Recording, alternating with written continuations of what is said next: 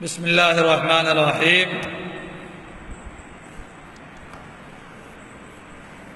فصل فی بیان فرائض الغسل۔ یہ فصل غسل کے فرائض کے بیان میں ہے۔ فرائض فرض کی جمع ہے، پہلے بھی بتایا گیا۔ اب اصل عبارت یفترض فی الاغتسال 11 شیئا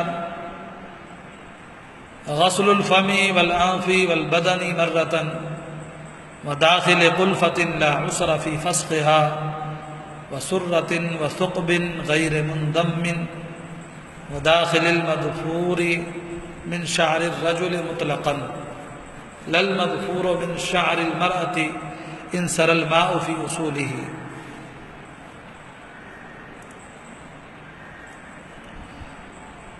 غسل میں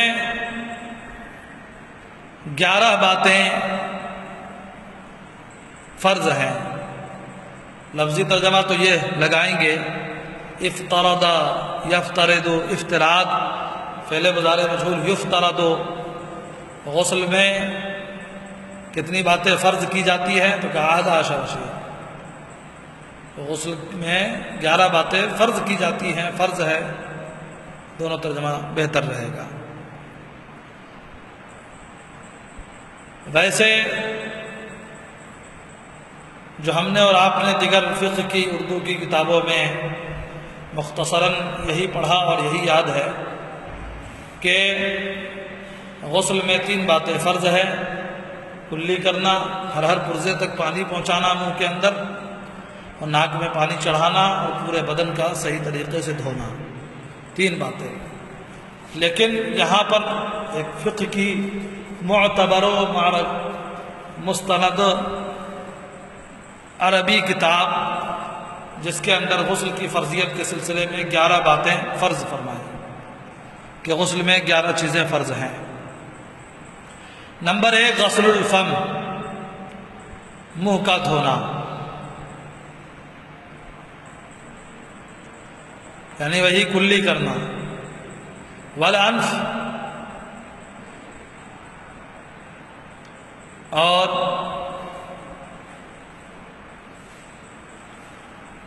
ناک کا دھونا، یعنی ناک میں پانی چڑھانا۔ والبدن مرتن، اور پورے بدن کا 1 مرتبہ دھونا۔ یہاں بھی انہوں نے بھی اصل میں جو اصل چیز ہے انہی 3 چیزوں کو پہلے بیان فرمایا، کیونکہ یہی 3 ہیں۔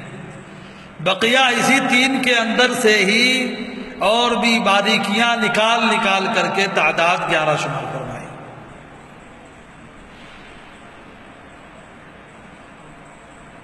اور غسل الفم کے بین السطرین میں ایک عبارت لکھی ہوئی ہے کہ یہ فرض اجتہادی ہے۔ اس سلسلے میں جواب آپ جب آگے کی کلاس، آگے کی جماعت پڑھیں گے تو اصول کی کتابوں کے اندر اس کے تعلق سے بحث مل جائے گی، وہاں اس کا جواب دیا جائے گا۔ اس لیے کہ غسل ظاہر جسد کا دھونا ہے، اور کلی کرنے کو فرض قرار دیا تو کلی منہ کا حصہ تو اندر کا حصہ ہے، اور اندر کے حصے کی فرضیت کا حکم کہاں سے؟ تو مجتہدین کرام نے اپنے اجتہاد کے طور پر یہ حکم فرمایا، اس لیے اسے یہاں بین السطرین میں لکھا، لکھنے والوں نے، موسوی صاحب نے، فرض اجتہادی۔ چلیے ایک بات جو سامنے دکھ گئی اسکرین پہ کتاب میں آپ کے، تو میں نے بیان کر دی۔ آگے ہے وَدَاخِلِ قُلْفَةٍ لَا عُسْرَ فِي فَسْخِهَا، اور قلفے کے اندر والا حصہ لا عسر فی فسخها، جس کے کھولنے میں عسر نہ ہو، عسر کا معنی دشواری نہ ہو، تو اسے بھی دھونا۔ قلفہ اسی کھال کو کہتے ہیں جو آلہ تناسل کے کنارے کو چھپائے ہوئے ہوتی ہے، اور ختنہ کرنے والا اسی کھال کو کاٹ دیتا ہے۔ تو اس کھال کو جب کاٹ دیتا ہے تو اب وہ چیز نہیں ہے۔ لیکن جس کے ساتھ ختنے کا مسئلہ نہ ہو، ختنہ نہ ہوا ہو، اور ایسی صورت ہے تو اس کے لیے یہی ہے کہ اس کو کھول کر کے اس والے حصے کو بھی دھونا، کیونکہ وہ جو کھال ہے وہ ظاہری کھال ہے، اسے باطنی کھال نہیں قرار دیں گے، اس لیے اس کو بھی دھونا فرض قرار دیا۔ دیکھیے داخلی قلفے کے دھونے کے بارے میں جو مسئلہ ہے یہ بھی سائر جسد اور تمام بدن کے دھونے والے مسئلے کے تحت ہی داخل ہے۔ وسرۃ، اور ناف کے اندرونی حصے کو دھونا، ناف میں جو اندر کی طرف سوراخ ہے اسے بھی انگلی ڈال کر کے وہاں تک تری کے پہنچانے کا حکم ہے، اسے بھی دھونے کا حکم ہے۔ وثقب غیر مندم، اور ان سوراخ کو بھی دھونا جو ملے ہوئے نہ ہو، یعنی مراد اس سے وہ بلٹے ہیں، زیادہ موٹا تگڑا آدمی ہو، وزیر صحت، تو پیٹ والے حصے پر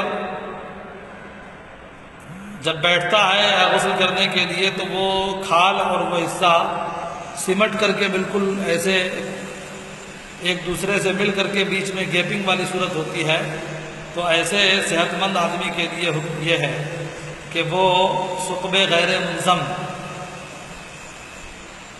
کہ ایسی بلٹیں یا ایسی سوراخ جو بالکل ملی ہوئی نہ ہو اسے بھی دھونا فرض ہے۔ تو گویا کہ بیٹھنے کی صورت میں جو پیٹ کے پاس چمڑے کا حصہ، پیٹ کا حصہ جو مڑ جائے، ایک دوسرے میں ایک دم بالکل گھرت جائے، جہاں پانی کے نہ پہنچنے کا اندیشہ ہو، تو ان سب کو بالکل علیحدہ علیحدہ کر کے ٹائٹ ہو کر کے اس طرح سیدھا ہو کر کے بدن کو لوز نہ کر کے اسے دھونے کا حکم ہے۔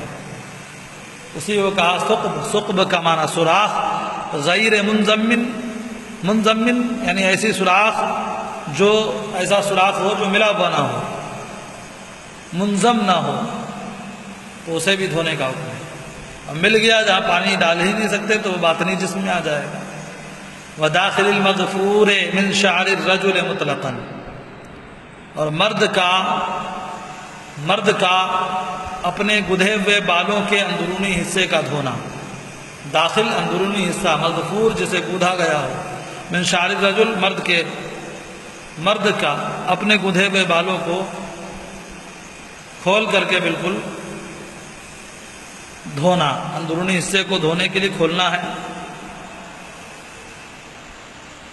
للمغفور من شعر المرأة ان سر الماء فی اصولہ، نہ کہ عورتوں کو اپنے گدھے ہوئے بال کھولنا، مغفور گدھے ہوئے بال من شعر المرأة، عورتوں کے نہ کہ عورتوں کا اپنے گدھے ہوئے بال کو کھولنا۔ ان سر الماء، سرا یسری سرایت کرنا، اگر پانی سرایت کر جائے اس بال کے جڑوں میں، ان فی اصول ہی، تو اس سے یہ بات واضح ہوئی کہ مردوں کو چونٹیاں گودنے کا حکم نہیں ہے، بلکہ بال بالکل عورتوں کے مشابہ رکھنے کے سلسلے میں بہت سخت حکم ہے۔ اس لیے اور مردوں کے لیے بالکل کھول کر کے الگ الگ کرنا اور اس میں اندر تک پانی پہنچانے کا حکم ہے، اور عورتوں کے لیے بڑے بال رکھنے کی اجازت ان کے زیب و زینت و آرائش میں سے ہے۔ تو ان کے لیے حکم یہ ہے کہ اگر بال چونٹی اگر آگے کی طرف وہ گوندتی ہے، جو بال کے سر کے حصے سے علیحدہ لٹکا ہوا ہوتا ہے، لیکن اس چوٹی کو کھولے بغیر پانی اگر اس کے بالوں کے جڑوں میں بالکل آرام سے سرایت کر جائے تو چوٹی کھولنے کی ضرورت نہیں ہے عورتوں کے لیے۔ اور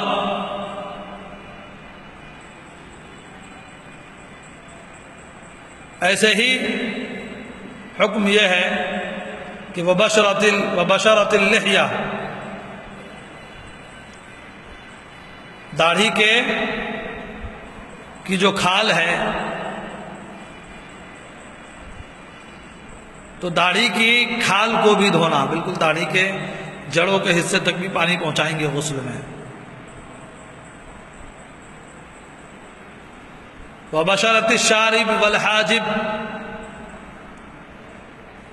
والفرج الخارج، ایسے ہی مونچھیں اور ابروؤں کے کھال کو بھی دھونا اور فرج خارج کو بھی دھونا۔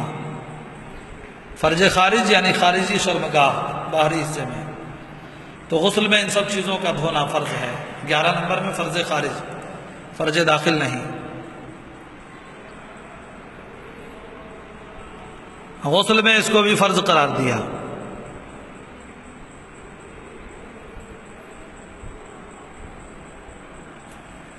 فرج خارج کا دھونا فرض ہے، فرج داخل کا دھونا فرض نہیں بلکہ مستحب ہے۔